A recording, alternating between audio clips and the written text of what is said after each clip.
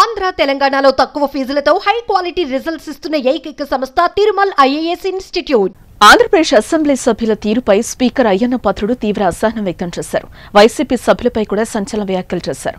YCP ఎమ్మెల్యేలు సభకు హాజరు కాకుండా దొంగచాటుగా అసెంబ్లీకి వచ్చి సంతకాలు పెట్టి వెళ్లిపోతున్నారని ఆరోపించారు. తనకు తెలియకుండానే హాజరు రిజిస్టర్లో సంతకాలు పెట్టి వెళ్లిపోవడం ఏంటని ఆగ్రహం వ్యక్తం చేశారు.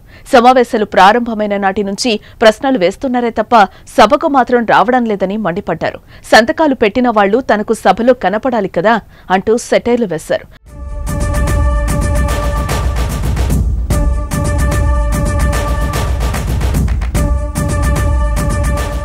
ప్రజాస్వామ్యబద్దంగా ఎన్నికైన సభ్యులు ఇప్పటికైనా సగర్వంగా సభకు రావాలని స్పీకర్ అయ్యన్న పాత్రుడు వారికి సూచించారు. ఆ నిబంధనలే వర్తిస్తాయన్న ప్రభుత్వం ఈ సమావేశంలో 25 ప్రశ్నలకు సభలో సమాధానాలు రాలేదు. ప్రతిపక్ష సభ్యులు ప్రశ్నలు వేయటం వల్ల మరో 2 సభ్యులు అడగడానికి ఇబ్బంది వస్తోంది. ఇది సమంజసం కాదు. ప్రశ్నలు అడగడానికి వారు సభలో ఉండటం లేదు. ఇది చాలా దురదృష్టకరం. ఎన్నికైన సభ్యులు గౌరవంగా సభకు రావాలి. ఎవరికి కనిపించకుండా ఆ సభ్యులు దొంగల్లా వచ్చి సంతకాలు పెట్టి వెళ్లిపోతున్నారు. ప్రజలు మిమ్మల్ని ఎన్నుకున్నారు, ఎందుకు ముఖం చాటేయడం? హాజరు పట్టికలో సంతకాలు చేసి సభకు రాకపోవడం వారి గౌరవాన్ని పెంచదు. వై బాలనాగిరెడ్డి, తాటిపర్తి చంద్రశేఖర్, రేగం మత్స్యలింగం, విరూపాక్షి, దాసరి సుధ, అమర్నాథ్ రెడ్డి, విశ్వేశ్వరరాజులు ఇలా సంతకాలు చేసి వెళ్లిపోతున్నారు. మీకు ఓట్లేసిన ప్రజలకు ఇలా చేసి తలవంపులు తేవద్దని కోరుతున్నామని స్పీకర్ అయ్యన్న పాత్రుడు అన్నారు. ప్రస్తుతం కామెంట్స్ హాట్ టాపిక్ గా మారాయి. మరి స్పీకర్ చేసిన ఈ వ్యాఖ్యలపై వైసీపీ సభ్యుల నుంచి ఎలాంటి కామెంట్స్ వస్తాయో చూడాలి. ప్రతిపక్షానికి చెందిన గౌరవ సభ్యులు ప్రశ్నలు వేస్తున్నారు, రావట్లే.